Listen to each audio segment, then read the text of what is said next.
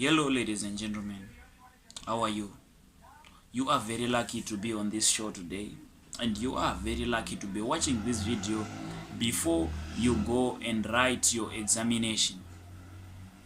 So before you go and write your examination, I want you to watch this video about the Great Zimbabwe State, because this is all the information that you need to know on the Great Zimbabwe State, so that you can tackle every question that is asked. Okay, so whether you're an A-level, you're an O-level student, this is your video.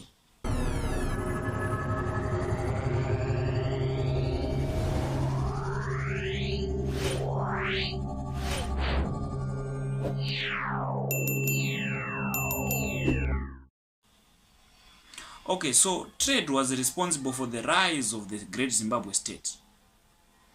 So it is believed that there is a correlation between the rise of the Great Zimbabwe and trade, because in the Great Zimbabwe State in 1903 there were some findings. Archaeologists found some remains of Persian bowels, some Chinese stoneware in the Great Zimbabwe State.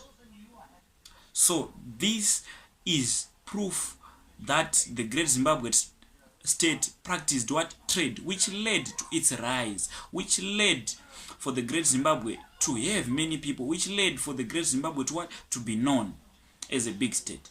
So still on trade, in the Great Zimbabwe, it is believed that they traded with the Swahili. They traded and got and obtained other materials like hose, axes, and the cloth, which they used for their daily living. Thus, trade was very vital. Trade was very pivotal in the Great Zimbabwe State. So we also move. In addition, crop cultivation, was also important in the rise of the Great Zimbabwe. So growing of crops now, we also see growing of crops leading to the rise of the Great Zimbabwe State. So the Great Zimbabwe State was located in an area endowed with soil suitable for what? For cultivation. So the soils in the Great Zimbabwe State, they were very suitable. The conditions were very optimal for growing crops. Okay, so still moving on, crop cultivation was greatly important in the rise of the what? Of the Great Zimbabwe. So we've talked about trade now, and we've also talked about what? Crop cultivation, leading to the rise of the Great Zimbabwe State. So furthermore, it is argued that religion also attributed to the rise of the Great Zimbabwe. Religion. So how did the religion lead to the rise of the Great Zimbabwe State itself? I'm going to explain on this one, and I need all of you to understand. Don't confuse your brain with these simple things. So just by hearing religion in your head, what comes into your mind? What's the use of religion leading to the rise of the Great Zimbabwe State? So religion brings people together. Religion was a force of cohesion in the Great Zimbabwe State. It brought people together, thus leading to the rise of the Great Zimbabwe State. So you now hear what I'm saying. Okay, so moving on with my research, I need you to understand, don't confuse yourself. Religion is said to have been the first step towards bringing cohesion, organization, and stratification in the Great Zimbabwe. So now that's exactly what I have said, and these are some further researches which I'm now giving to you. Okay, so however, still on religion, just to aid a scholar, however, D.N. Beach argues that there is no conclusive evidence to the support of the fact that religion was indeed responsible for the rise of the Great Zimbabwe. So now D.N. Beach is arguing that there is no conclusive evidence. There is no conclusive evidence to support the fact that religion was indeed responsible for the rise of the Great Zimbabwe State. So D.N. Beach is arguing that no evidence. There is no conclusive evidence to the fact that religion was responsible for the rise of the Great Zimbabwe State.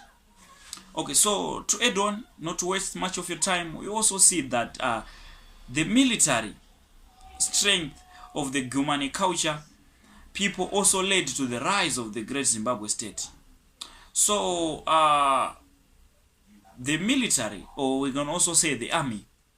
So the army was responsible in defending the state. The army was responsible in raiding. The army did multiple things. The army was also responsible for collecting tribute. We also move on to other thing which also led to the rise of the great Zimbabwe. We also have mining itself. Mining leading to the rise of the great Zimbabwe state. Okay, so in the great Zimbabwe state, they could mine minerals like gold. But however, it is said that gold in the great Zimbabwe state was not that much. Okay, so there was some evidence at the site that gold was refined and made into what? Into jewelry. So there was evidence which was found in the great Zimbabwe state that gold was actually mined there and was refined into what? Into jewelry, guys. Jewelry. Okay, don't confuse yourself with these simple things. Okay, so lastly, the fall of Mapungubwe state led to the rise of the great Zimbabwe. So we also have the guy called Pwiti. So Pwiti concurs that the direct fall of Mapungubwe external trade led to the rise of the great Zimbabwe state. So we now have Pwiti arguing that the direct fall of the Mapungubwe state led to the rise of the great Zimbabwe what? Of the great Zimbabwe state. Okay, guys. So now we have talked about the factors which led to the rise of the great Zimbabwe state. We should not confuse ourselves. We should not make this too hard for ourselves. Now we need to explain the factors which led to the decline or to the fall of the great Zimbabwe state. So, sorry. So the great Zimbabwe state declined of the demise of the great Zimbabwe state was due to a multiple factors.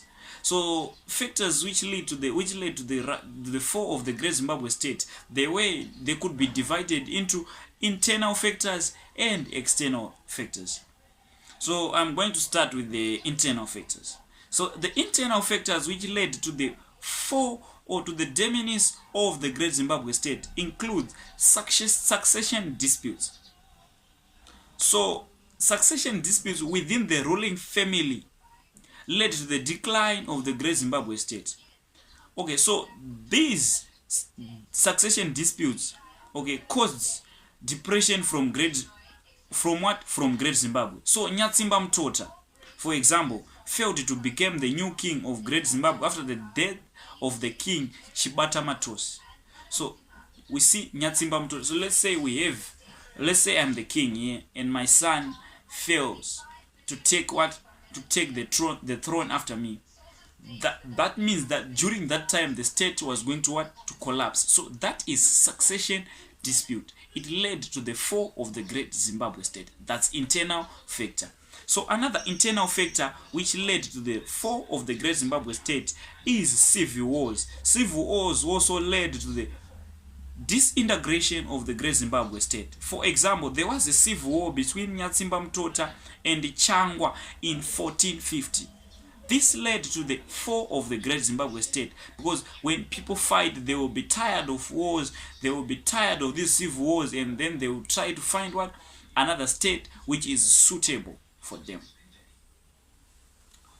Okay, so it is also believed that there was a Shangwa in 1430 which came with it in form of drought and other disasters, which also led to the fall or the collapse of the great Zimbabwe state.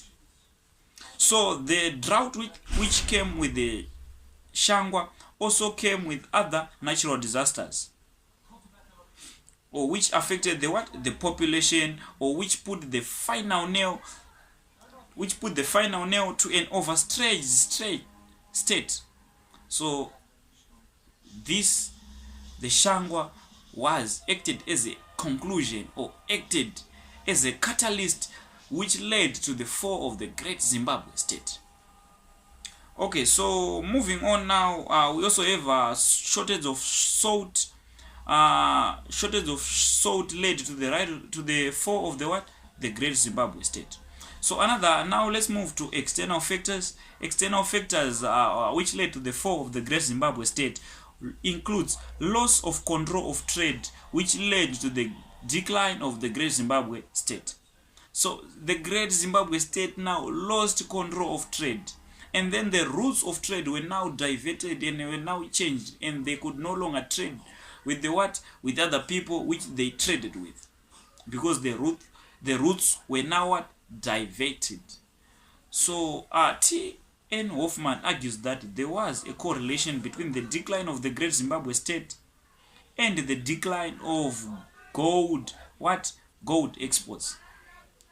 So that's T.N. Hoffman arguing that there is a relation between the fall of the great Zimbabwe states and the decline in the exports of of gold to other Okay, so we also have the rise of new states, which is another external factor which led to the to the decline of the great Zimbabwe state.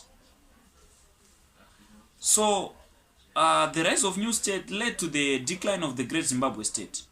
The great Zimbabwe state was challenged by the rise of new states like that is Mutapa state. Okay, so we see the formation of other states could lead to the rise, or could lead to the fall of another state. So now we see the Mapungubwe state fell because Great Zimbabwe was formulated, and Great Zimbabwe fell because Mutapa state was now established, and now Mutapa state collapsed because Rose state was now established. So that's all, guys, on the Great Zimbabwe state.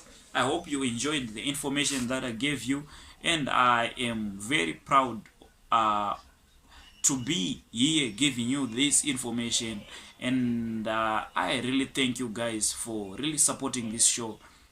Keep on supporting this show, subscribe to this YouTube channel, and more information is going to be coming in your way, and you are going to pass. May the Lord bless you. May you have a good day. May you understand the information that I gave you.